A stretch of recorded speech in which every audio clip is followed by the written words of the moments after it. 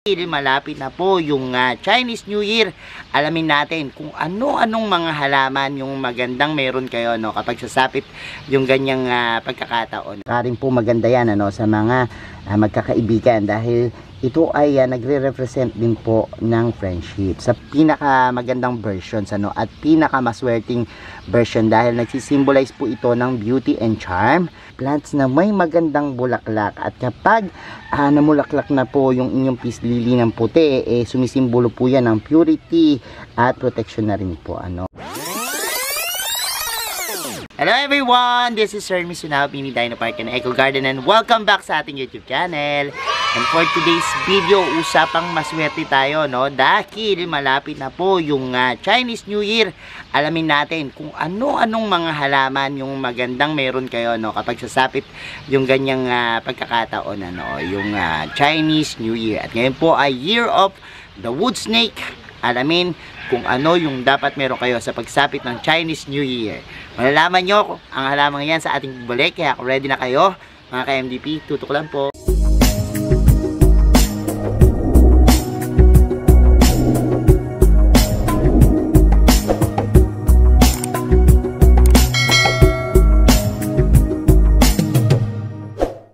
And we're back mga ka-MDP. Taon-taon po kapag sasapit ang Chinese New Year, naglalagay tayo ng mga lucky charm sa ating mga bahay. At minsan po, halaman po yung nagiging pampaswerte natin at yung tinatawag nating auspicious things na pwedeng i-display sa ating bahay, kinukonsider po yung mga halaman At ngayon po ay Year of the Wood Snake. At ang Chinese New Year po, natatapat yan sa New Moon ng mula January 21 hanggang February 20, Yan po sineselebrate yan. Ngayong taon na to, meron tayong 5 halaman sa ating listahan at iikot tayo sa ating garden para ipakita yan sa inyo. Samahan nyo ako. Una sa ating listahan itong peonies, Ang mga peonies po ay napakaganda dahil po dun sa binibigay nilang magagandang bulaklak Pero alam nyo po ba, sa dami ng varieties ng peonies, yung pula po yung pinakamagandang versions at pinakamaswerteng version dahil nagsisimbolize po ito ng beauty and charm. Kasabay po nan, ina-associated din po ang peonies sa richness and peace, At dahil po itong halamang ito, nag-grow po siya cluster pangmaramihan At kapag ito po yung namulaklak, sinasabing napakaswerte At ang peonies po umaabot ng 100 years kapag halimbawang aalagaan mong mabuti At patuloy po yung mamumulaklak Bigyan lang po siya ng enough na sunlight. Gusto po kasi nito yung magandang lighting yung ating peonies, at syempre bigyan siya ng magandang lupa, matabang lupa.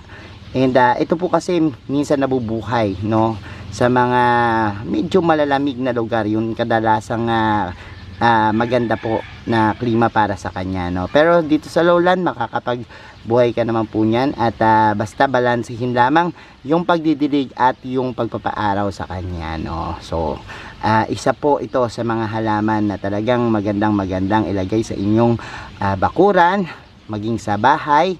Yan po ay magandang ipang-display dahil bukod po sa ganda binibigay ng kanyang bulaklak, swerteng-swerte po lalo na kapag sasapit po ang Chinese New Year. Sa pangalawa naman nating halaman, ito pong jade plant nagsisimbolize po siya ng fortune and prosperity. Tsaka rin po maganda yan sa mga magkakaibigan dahil ito ay nagre-represent din po ng friendship. Sa Feng Shui po, magandang ilagay ito sa front door kasi po ito ay nag-i-invite ng magandang energy Kasabay po niyan ay pag-a-attract nito ng wealth. Yung kanya pong deep green rounded leaves na mukhang jade stone yan po ay sumisimbolo ng wealth. Kaya po sa Chinese New Year, Yan po ay isa rin po sa magandang halaman na meron dapat kayo. Sa pangatlo naman po nating halaman ay ang mga peace lily. Nakakatuwa po ang mga peace lily, no, dahil yung kanyang deep green na kulay ng dahon ay malamig sa mata. Isa rin pong lucky plants na may magandang bulaklak, at kapag namulaklak na po yung inyong peace lily ng puti, sumisimbolo po yan ng purity at protection na rin po. Sinasabi po na ito'y magbibigay ng good luck sa pagsapit ng Chinese New Year, no? At pinopromote po niya yung peace and happiness. Scientifically po, na-prove po na ang halamang ito ay kayang linisin ang hangin. Yung ating kwarto, yung home office, yan, or study room, magandang ilagay yan dahil po nakakapagpagana po ng maayos sa ating mga pag-iisip, mas binibigyan po tayo ng magandang pagdidesisyon at magandang outlook sa buhay kapag meron po tayo nitong peace lily. Kaya po sa Chinese New Year, isa rin po yan sa magandang alagaan. Sa pang-apat naman nating halaman, ito pong mga Pilea, no? Ang halaman po ito ay talagang inaalagaan kapag sasapit po yung Lunar New Year, dahil nagdadala po ito ng good luck and prosperity. At dahil nga po dun sa kanyang malacoins na hugis, yung kanyang dahon, ito po ay sinasabing nakakapagdala ng prosperity sa ating mga household. Maganda rin po ito na ating maparami dahil kapag mas marami po tayong mga Chinese money plant, ay sumisimbolo po yan ng mas marami pa rin pong kaperahan. At alagaan lang po siyang mabuti sa pamamagitan po ng pagbibigay ng enough na sunlight at magandang lupa, fast draining na soil, at lagi po nating imo-moist yung ating halaman, yung ating soil din kailangan po nag-hold ng moist pero hindi nag-over water para po mapaning healthy yung roots at maaboy po natin yung pagkabulok ng ugat. At sa huling-huli nating halaman, ito pong mga lucky bamboo o Dracaena sanderiana. Napakaganda rin po ng simbolismo nito dahil simbolo po ito ng good fortune at nagsisignifies po ng prosperity. Natawag din po itong friendship bamboo dahil napakaganda pong ipangregalo. Kapag ibinigay po ito sa isang kaibigan, maaaring kang swertihin at the same time maipasa mo rin ang iyong swerte sa iyong kaibigan.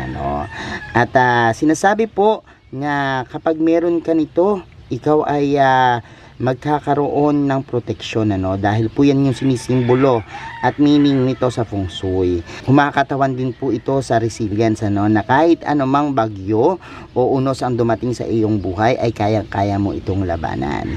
May mga stock po ang ating lucky bamboo na talaga namang nagbibigay ng kahulugan do sa inyong mga wish, at nakadepende po sa bilang ng lucky bamboo, yung pag-display po sa kanya ay merong kahulugan. Ilalagay po natin dito yung iba't ibang kahulugan ng stock o ng bilang ng stock ng ating mga lucky bamboo para maging reference nyo po.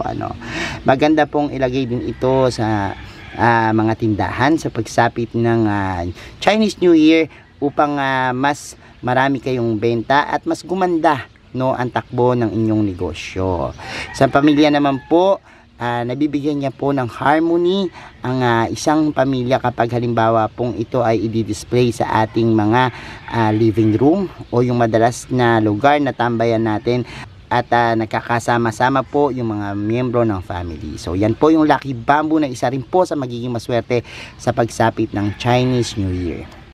So, ayan mga ka-MDP, napanood nyo na po yung 5 halaman na swerteng-swerte sa pagsapit ng Chinese New Year. Meron na ba kayo niyan? Paalala lang po, ito'y mga gabay na halaman lamang na maaaring makatulong sa ating buhay. Nasa atin pa rin po mga kamay yung ating ikauunlad. Kung tatamad-tamad tayo at hindi magtatrabaho, bali wala po kahit napakadami nating maswerteng halaman. Sabi ko nga po, manalangin sa Diyos, sabayan ng pagkilos, ang kasipagan at pagpupursige. Yan po ang magdadala sa inyo para maabot nyo yung mga pinapangarap at mithiin sa buhay. Maraming salamat sa inyong pagtutok mga ka-MVP. Sa mga hindi pa po nagsasubscribe sa ating YouTube channel, kung bet na bet nyo po yung ganitong usapan, plants and gardening, mag-subscribe na po kayo. No? Huwag nyo pong kalimutang i-hit yung notification bell para laging updated sa aming latest uploads. Pati po sa iba't iba nating social media accounts, sa ating TikTok, Instagram, Facebook pages, search lang po Hermes Unaho or Mini Dino Park and Eco Garden. Makikita nyo na yan. Salamat ng maraming mga ka-MVP, and this is Hermes Unaho, nagsasabi sa inyo ng happy planting. Bye!